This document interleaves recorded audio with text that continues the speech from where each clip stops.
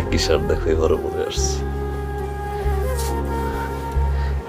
অনেক কিছু কিনতে ইচ্ছা করে কিন্তু কিনি না, শুধু কাজ করি,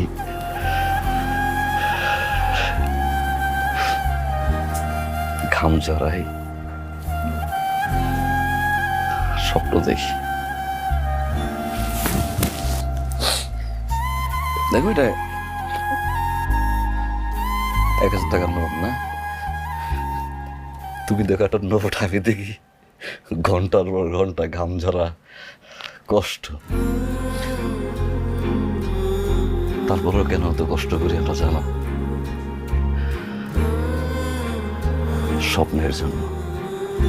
দিনের পর দিন, মাসের পর মাস, বছরের পর বছর প্রত্যেকটা প্রবাসী কষ্ট করে যায় শুধুমাত্র স্বপ্নের জন্য। টানা 5-10